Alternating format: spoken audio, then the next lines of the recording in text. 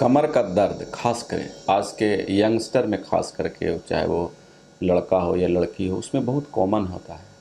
हम लोग अक्सर देखते हैं कि 100 पेशेंट को जब देखता हूँ ओपीडी में, तो 60 पेशेंट लो बैक पेन के होते हैं। आप देखेंगे कि लोगों का दिनचर्या क्या है। वो एक तो सबसे बड़ा कारण, हम लोग के पास मोबाइल जब आ गया है तो दुनिया का हर चीज़ के अंदर है। सुबह उठेंगे, सबसे पहले अपने आप को ना देख के मोबाइल बगल में उठाएंगे, देखे मेरा चार्ज है कि नहीं, और मोबाइल से ही उनकी दिनचर्या शुरू होती है और सोने से पहले भी मोबाइल ही होता है। तो आप ऐसा समझ लीजिए कि इस मोबाइल में लोग इतना इन्वॉल्व हैं, या फिर ऑफिस में कंप्यूटर में इतना इन्वॉल्व है।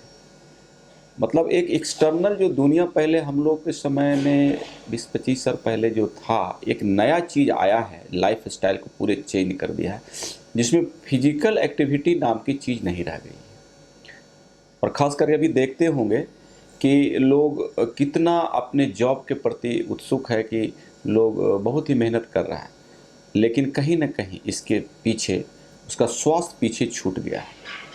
वो उसको नहीं कर पाते हैं, जिसके वजह से इस तरह का सिम्टम हो रहा है।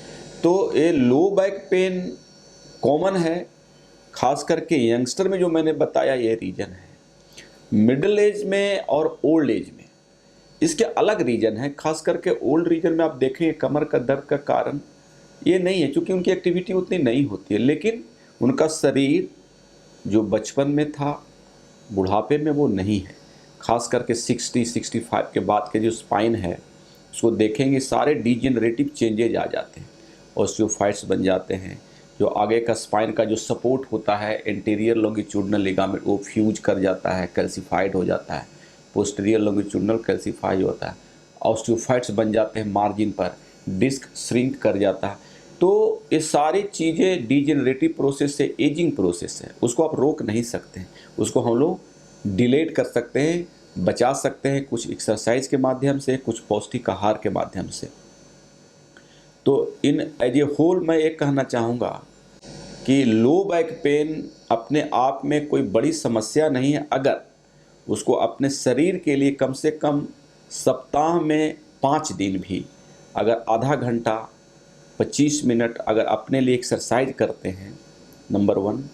दूसरा, पौष्टिक आहार लेना चाहिए। पौष्टिक आहार किसको बोलते हैं? आहार का मतलब ये भी होता है कि पेट भर गया, खाना मिल गया, हमें भूख शांत हो गई, उससे नहीं होगा। उसको जितनी रिक्वायरमेंट कैल्शियम की, विटामिन डी की, प्रोटीन की होनी चाहिए, वो मिल रहा है कि नहीं मिल रहा है।